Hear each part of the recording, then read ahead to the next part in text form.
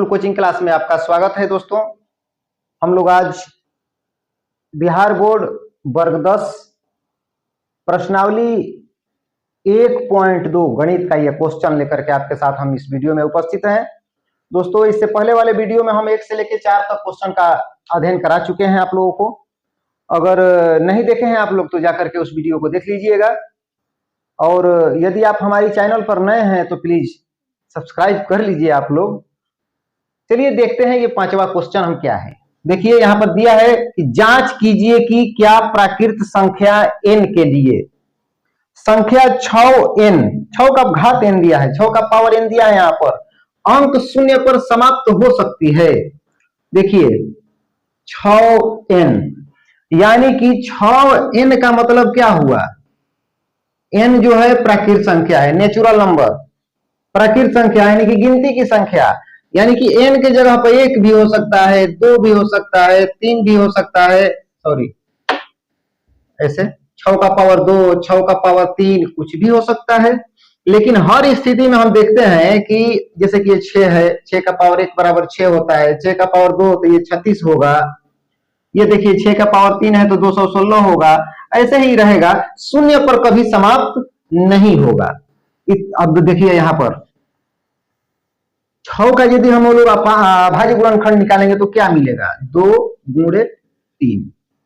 जबकि किसी संख्या को शून्य पर समाप्त होने के लिए उसके अभाज्य गुणनखंड में 2 और 5 होना जरूरी है, यानी कि 2 गुणे 5 यदि रहेगा तो वो संख्या अंक शून्य पर समाप्त हो सकता है। लेकिन यहां पर देखते हैं कि 2 और 3 है, इसलिए ये अंक शून्य पर कभी समाप्त नहीं होगा। तो यहां पर हम लोग लिख देंगे कि किसी प्राकृत संख्या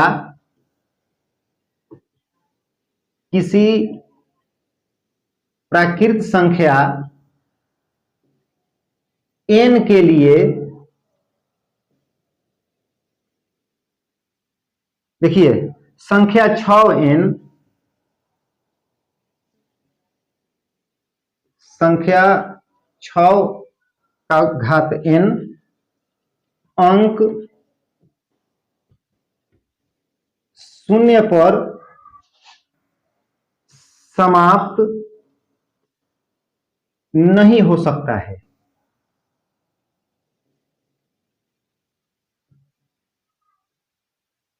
अंक शून्य पर समाप्त नहीं हो सकता है क्योंकि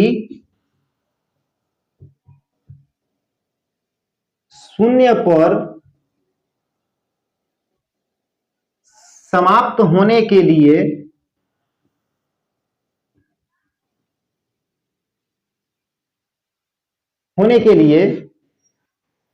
इसके अभाज्य गुणनखंड में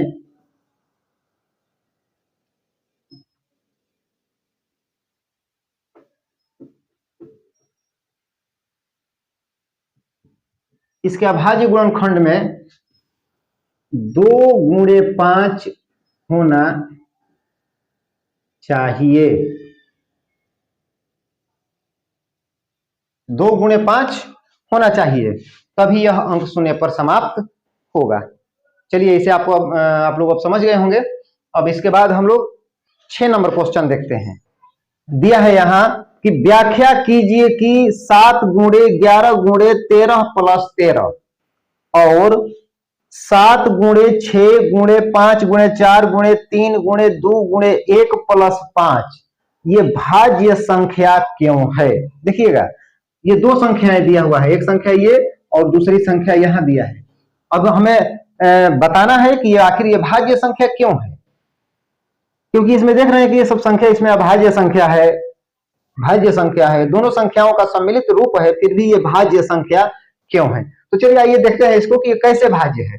हम लोग जानते हैं कि किसी भी भाज्य संख्या को अभाज्य गुणनखंड के रूप में लिख सकते हैं, जैसे कि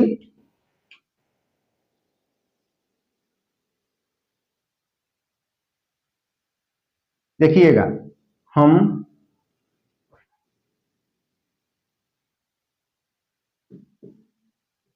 जानते हैं कि किसी भी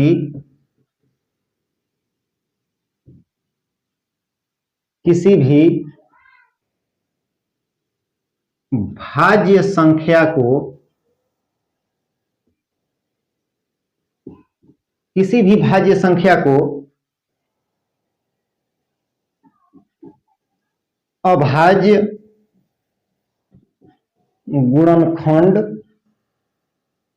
अभाज्य गुणनखंड के रूप में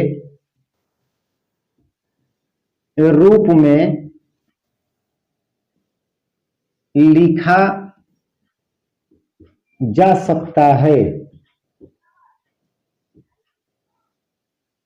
हम जानते हैं कि किसी भी भाज्य संख्या को अभाज्य गुणनखंड के रूप में लिखा जा सकता है। ये तो फाइनल है। यदि संख्या भाज्य है तो उसे हम अभाज्य गुणनखंड के रूप में लिख देंगे।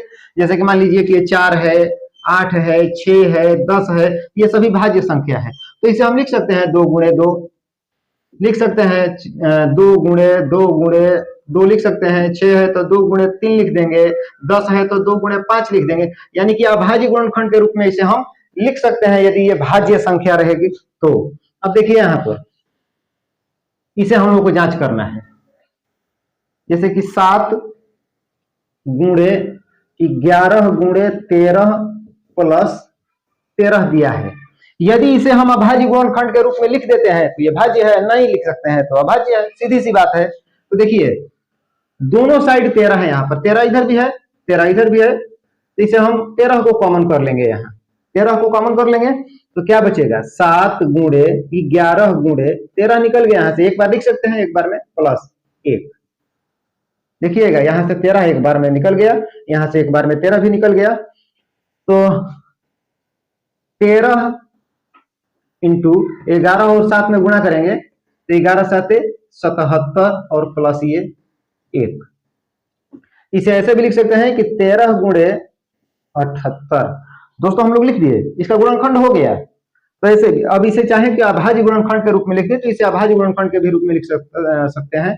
13 गुणे 78 को हो जाएगा 13 छक्का 78, 2 गुणे 3 गुणे 13, 78 के लिए 3 दूनी 6, 13 छक्का 78 हो गया। 13 गुणे देखिए तो लिख दिया जाएगा यहाँ, अतः यह भाज्य संख्या है। यह अभाज्य संख्या है क्योंकि इसे हम अभाज्य गुणनखंड के रूप में लिख दिए। अब जिसे अभाज्य गुणनखंड के रूप में लिख दिया जाएगा वो अभाज्य है। चलिए देखते हैं इसका दूसरा एक क्वेश्चन दिया है, इसी में देख लीजिए ये वाला 7 गुणे 6 गुणे 5 गुणे 4, बिल्कुल यही प्रश्न है। देखिए 7 गुणे 6 4 3 5 हुआ यहाँ ना, 5 4 3 2 1 प्लस 5। हम देखते हैं कि दोनों साइड 5 है, यहाँ 5 इधर भी है और 5 इधर भी है, तो दोनों साइड से हम कॉमन कर लेंगे 5 को।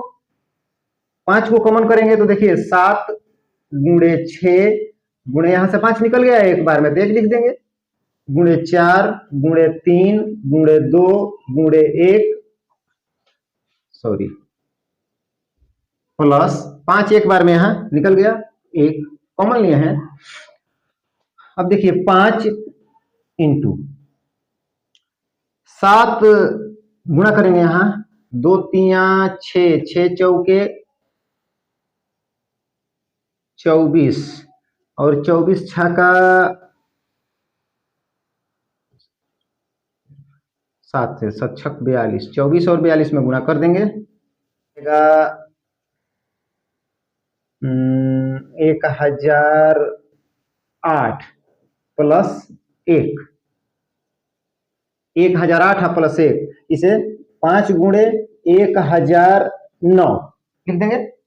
अब हम देखते हैं कि इसे भी हम, ये जो संख्या है इसे हम लोग अभाज्य गुणनखंड के रूप में लिख दिए।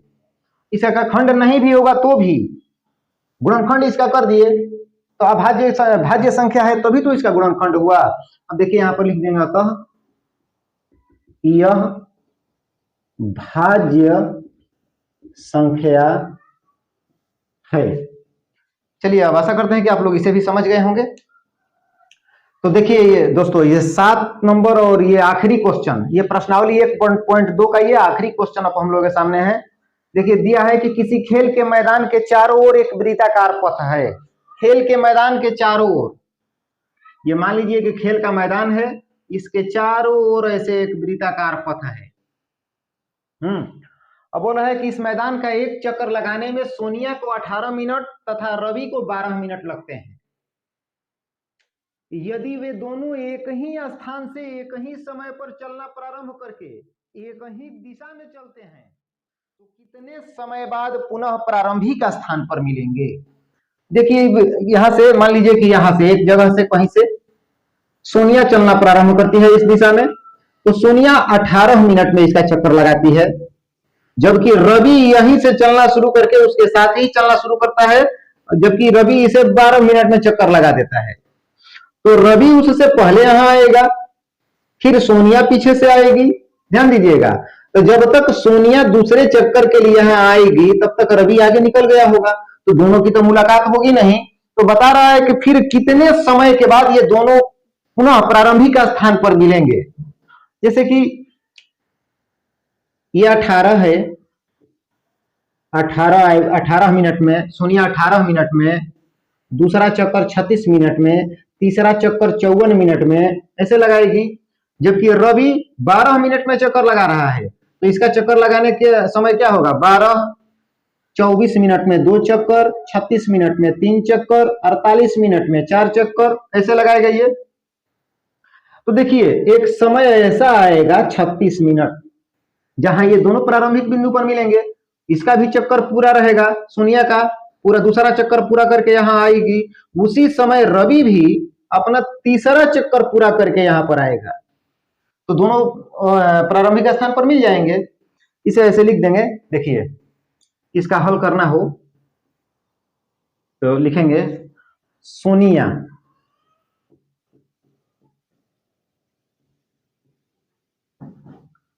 18 मिनट में, रवि 12 मिनट में, सोनिया 18 मिनट में और रवि 12 मिनट में। HCF 18 और 12, हम लोग क्या करेंगे, 18 और 12 का HCF निकाल देंगे।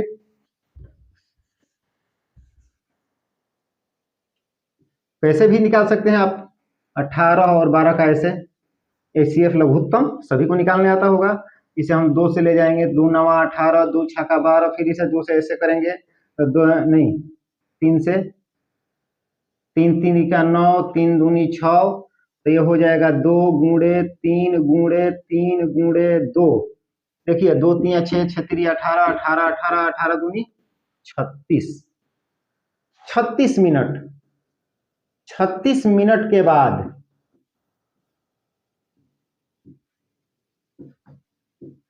आंसर होगा इसका, यानी कि 36 मिनट के बाद वे दोनों पुनः प्रारंभिक स्थान पर मिलेंगे।